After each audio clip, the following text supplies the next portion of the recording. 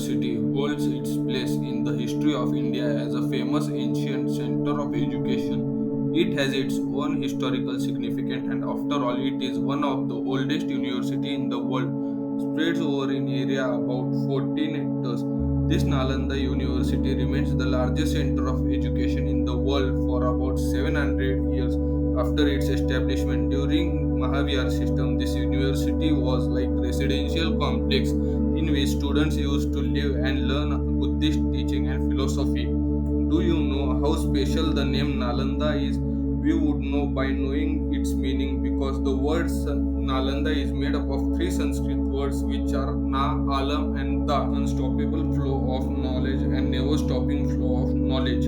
Similarly, the word Mahavihar is also carries very special meaning in itself because Maha means grand and Vihar means monastery, that is monastery of monks. The Mahavihar there was a grand residential institution for Buddhist scholars. The university was one of three major learning centers in the history of India which was established in India between 4th to 9th century.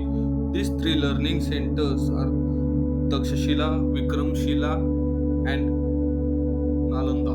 And Nalanda University was also included in UNESCO World Heritage Site. It remains the center of education from 5th century CE to 12th century CE. It is believed that Buddha came here many times. This is the reason why Nalanda was also known as the center of Buddhist education during this time.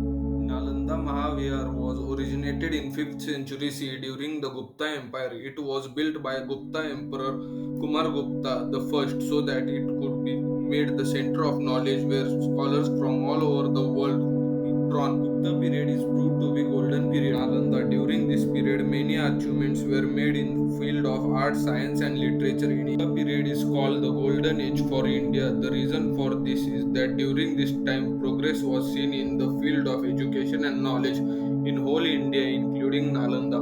During the Gupta period, this Mahavihar had grown a lot in infrastructure and resource. Many buildings were built in its campus, library, lecture halls, and quarters for teachers and students were also built. So the reason for all this was to provide all the comforts to the students and increase their number so that knowledge could expand in this Mahavihar and India could wave the flag of its knowledge all over the world. Gupta King Ashok also did a lot of work for the development of this Mahavihar. He built many mudds, vihars and temples in Nalanda. University which came into existence during the Gupta period flourished a lot and expanded a lot and also made its name as a great center of knowledge. Later in 7th century, King Harshavardhan of Kannauj also worked for improving this university. Nalanda expanded and developed even more under the region of King Harshavardhan. However, the Pal dynasty that came after him, apart from expanding the buildings, mosques, and temples of Nalanda, also understood the importance of promoting this university. They made efforts to ensure that more and more scholars and students from different parts of Asia come here and receive education. This effort established the Mahavihar as a great center of knowledge and education in ancient India. But this flag of knowledge could not fly forever. Today, we cannot see that it is not possible for us to see that university would have grown rapidly because today only the ruins of that center of knowledge Nalanda are left. Looking at them, it is clear that Nalanda must have been a huge, grand, and have developed education center. What wrong did happen with that university? How many students and teachers are used to live there? What subjects are taught there? And which other scholars were associated with that Mahavihar? Never have known all this if there was no Yuan Shan. Yuan Shan was a Chinese Buddhist monk of the 7th century, but not only this, he was also a scholar, traveler, and translator. The desire to acquire knowledge brought Yuan Shan to India, where he studied in Nalanda and he wrote in detail about Nalanda University of India in his Chinese travelogue. Today, on the basis of this travelogue, we Indians have been able to know what kind of university Nalanda used to be in its time. The title of his travelogue was The Great Tang Dynasty Record of the Western Region. All this, his book Cue also described the education system of India. After his another Chinese traveler Yijing also come to India, and he also studied in Nalanda. After leaving from here, Yijing also wrote in detail about the life of monk in Nalanda. On the basis of this, today we know that Nalanda University, established during the Gupta Empire in Bihar, flourished during the time of Kumar Gupta, King Harsha of Kannauj, and later the Pala Empire. This university used to have about 10,000 students and 2,000 teachers. Nalanda used to be an architectural masterpiece. Accommodation and food in this campus was free for the student, but to stay here and get the education, they had to prove their ability, which was not so easy because the level of teaching in Nalanda is very high, and to get education in this Mahavir, there was necessary to clear the entrance test just like it happens today. You might be surprised to know that even so many centuries ago, entrance tests were used to be held in India, and only those students who passed this exam used to stay and study at Nalanda. According to Xuanzang, a first entrance test of a student was taken by the gatekeeper of Nalanda because he himself was a scholar who used to test the level of knowledge of the student coming to Nalanda for admission. Only those who passed his test could participate in the further process. During the conversation with Yunzeng has realized that I can say myself as a scholar, but the knowledge of the gatekeeper of this Mahavihar is much more than me. Yunzeng was very impressed by this, and his desire to acquire knowledge in Mahavihar became even stronger. He got this opportunity on the basis of his knowledge because he had cleared the entrance exam. Deep knowledge of every subject is given in Nalanda, but the achievements made here in mathematics and astronomy are considered to be more special because Aryabhatta, the father of Indian mathematics, used to be the head of this university. It is believed that he is the one who recognized zero as number, and today we all know that without zero we would not have computer. In the beginning, Nalanda University used to focus only on Buddhist education, but later, apart from Buddhist teaching, non Buddhist teaching also started being included, like religion education. Knowledge of many subjects like architecture, mechanic, grammar, mathematics started being teaching here. This university became so famous outside India so that students started coming here not only from every corner of India but also from many countries like China, Japan, Turkey, Indonesia. The library of Nalanda was the greatest and the largest and the richest. Let's know the library of Nalanda Mahavihar was full of educational books, scholar notes, and curriculum books. The name of this library was Dharmagunj, which means mountain of knowledge. Dharmagunj was nine-storied building and it has three parts: Ratnaranjak, Ratnadhadi, and Ratnasagar. There was 3 lakh plus books. This library was pride of Nalanda, which Nalanda got after facing an attack. This famous university, which was attacked many times and got destroyed sometimes, the reason was political, sometimes looting, and sometimes personal remainder. Actually, there was three attacks on Nalanda.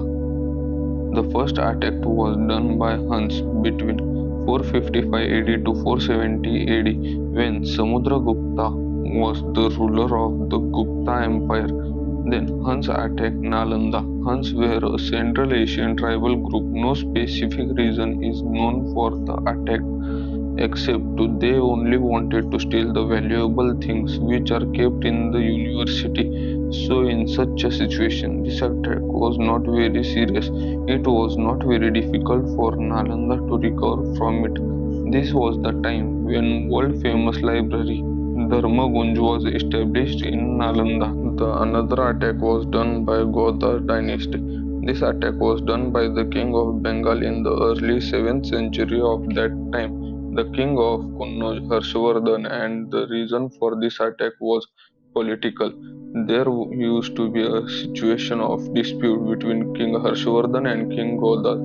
Due to this, Goda's attack Nalanda, which was considered the pride of his empire, to take revenge from Harshvardhan and cause damage to it. This attack was also not very harmful and Nalanda stood up again. King Harshvardhan rebuilt this university and the process of sharing knowledge continued in Nalanda.